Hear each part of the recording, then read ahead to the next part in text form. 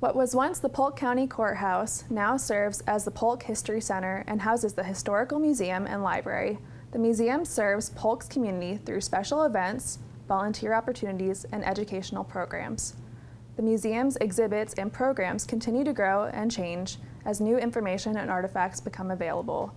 On our program, people regularly hear about upcoming exhibits at the History Center. Today, our audience will learn about other opportunities to experience Polk County history. More details are coming up next on Polk Place.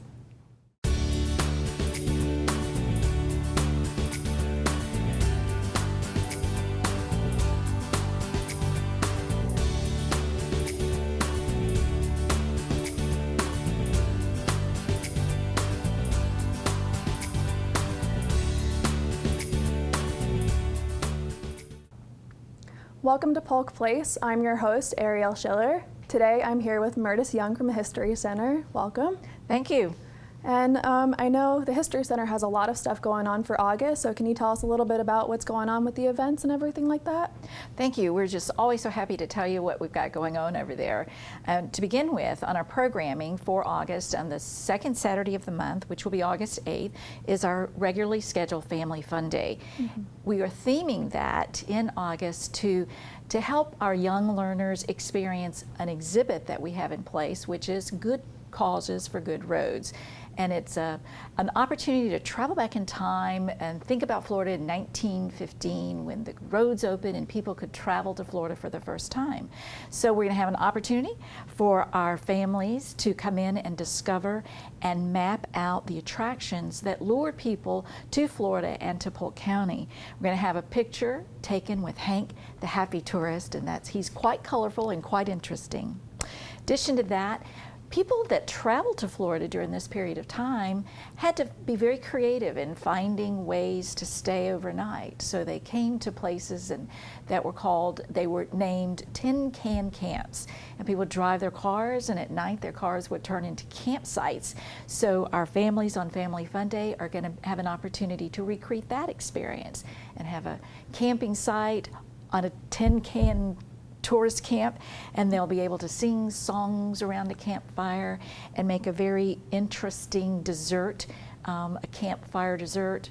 And then at some point on that day, our curator of education program will gather everybody together and we'll have an opportunity to read a new book. It's Jackson and Bud's Bumpy Ride, America's First Cross-Country Trip. So that's going to be really fun opportunities for families to come in and learn about early travel to the state of Florida. That does sound like a fun event. And for our viewers, can you tell them what day the event will be? August 8th at 10 o'clock to noon. Okay, so there's a lot that's going on. It sounds like it's going to be a really great event. Can you tell me what else is going on? I know on August 15th you're going to have an architectural tour. Can you tell us a little bit about that? Yeah, I'm always happy to have an opportunity to remind our visitors and the residents of the county that the most important artifact that we preserve is the building itself. It's built in 1908, and then there was an addition in 1926. This building served as the center of all county government for many, many years. It is a beautifully restored neoclassical architectural structure. So we curated a tour so that people can go on a tour and learn about the building, about the architectural design, about the purposes and the uses of the building during those years, and to get some information and to have an opportunity to learn about that building and the stories behind the building. Right, and I have passed by that building and it's beautiful, and I mean, I'm new to Polk County, but I know some other people who are just regular residents, enjoy it, but could this event be for new and old residents, or? It's a very good question. We are so pleased that all of our exhibits, all of our tours, all of the programs they're all themed to help people understand better the history of Polk County. And that's our mission, to collect, preserve, and exhibit Polk County history. So whether you've been here a lifetime, you're a new resident, or you're just a young student learning about history in school, everything that we have to offer creates an opportunity to learn about Polk County. So yes, indeed, it is absolutely a wonderful opportunity for everybody. That's great to hear. And going into I know the next event you have coming up on August 18th, it's the Lunch and Learn for the phosphate mining towns. Can you tell me a little bit about that? Happy to tell you about that. Richard Pfeiffer, who is a local historian and a member of the Polk County Historical Association, has just collected an enormous amount of research and photographs and materials about the phosphate industry, and most particularly about the mining towns that supported the phosphate industry. Mr. Pfeiffer actually spent his early life at one of the mining towns, Pierce. He lived there as a young person, and both his father and grandfather were employed at the Pierce mines. So he has written a good bit about the stories of the life, this unique cultural community that existed during this period of time. So he will be there to share some of the stories of life in a mining town, and then also to bring a very thorough perspective of the mining industry in Polk County. Yeah, that does sound like a very interesting event that you have going on, and I know there's a book club that goes kind of hand in hand with the Lunch and Learn. Can you tell me a little bit about that? We thought that in addition to the Lunch and Learn, which is an opportunity to listen to a speaker, a scholar for 45 minutes, we thought it'd be really a good idea to direct people to some other learning tools. So what we do every month during the Lunch and Learn, we pick a topic that would be consistent with the speaker. So for August, as Mr. Pfeiffer will be talking about the phosphate industry, we thought, how about Around Mulberry, which is a book produced by Stephanie Dukes. So we're going to recommend that you read that. It's a nice complement because there's some very lovely photos about Mulberry, Bone Valley, and the phosphate industry. Easy read and a lovely book to spend a little time with. Yeah, that does sound like it would be really interesting. I might actually read it myself. It does sound like a good book. I hope you do. Yeah. And just to move on from that, I know you guys have some new exhibits going on. Can you tell me a little bit about, I know there's 2 new exhibits. Can you tell me about those a little bit? I can. They're very different, but I can say that for both of them, they're exciting, they are lovely, and nobody should miss it. So the first one I'll tell you about it's called Very Much a Lady, and it's the lifestyle and fashion of the proper woman from 1900 to 1920. And it's just a return to a more elegant period of time in history, very stylish period of time when women spent a great deal of time concerned about their fashion. So this is a vintage couture fashion show, and it is presented by a local collector. Joanna Godwin is the collector of this exhibit, and she has been very gracious in sharing her collection with the History Center so that people can come in and tour this. They're just lovely gowns and accoutrement that represent that period of time in history. So it's curated in a way to tell the story about lifestyle of women during this period of time. And when does that event open? It actually opens, it's open now, and the nice thing about it is every Thursday from 10 to 3, our collector will be on site to provide a curated tour. So she'll talk about her interests, she'll talk about the collection and what's in the collection, and just provide a little bit of history about this period of time. And how long will that event go on for? We expect the collection to be in place until the end of the year. Okay, that sounds good. And I know you have another new exhibit opening August 13th, Lores and Lores. It's a little hard to say. That's a funny title, isn't it? Yeah. It is, as I said, both exhibits they're different, but they're both exciting and beautiful and wonderful. Lore and Lores, A History of Polk County Fishing, is made available by the generosity of Mr. W.H. Bill Stewart Jr. and his wife.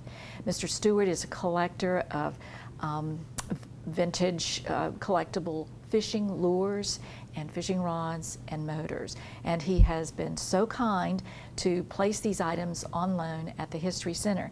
So we have an opportunity to provide to our visitors goodness gracious, a tremendous, just massive collection of fishing lures. And you know, they're a little bit like art. So whether you're a fisherman or an artist or a historian, this will definitely be of interest for you. So we hope that you'll come and enjoy that experience. The title of the exhibit was an interesting title because not only do we have the fishing lures, but we also have a little bit, with fishing, there's always the stories. Right. So that's how we have the lure. We have an amazingly large bass on display, and there's a very fascinating story that goes with that bass. So we hope everybody will come, learn about the lure, and enjoy the lures. Yes, that does sound like a really fun event. And I know you have ongoing events for the History Center. Can you tell our viewers a little bit about that? We do. We just have recently opened a new exhibit. We have different types of exhibits. We have traveling exhibits, we have long-term exhibits, and then we also have changing exhibits. And one of the changing exhibits on display now through 2016 is entitled Good Roads, or Good Reasons for Good Roads. And that exhibit is a celebration and a commemoration of the 100th centennial celebration of the Dixie Highway. The Dixie Highway, as I mentioned earlier, was an amazing change of the landscape, or created an amazing change in the landscape of Florida. We had, for the first time, an opportunity for our northern residents to travel from Chicago, Montreal, all the way to Miami, get in their Model T, hop on the Dixie Highway, and travel south and take in the beautiful sights, the natural resources, the waterways and the greenways of Florida. That exhibit tells the story of early tourism in Florida, the attraction of people to the state, and the attractions that kept them here to enjoy that experience. So we hope that you'll come and enjoy that. And that's ongoing, but when is that? Is that already open, or? Yes, it is. It's open, and we expect that exhibit to be in place until the end of the year 2016. Okay, and then I know Victory Florida is another exhibit that's ongoing. Can you tell me a little bit about that? The most impressive thing I can say about Victory Florida is that it just features the most amazing people and the most amazing organizations and the most amazing events that occurred in Polk County.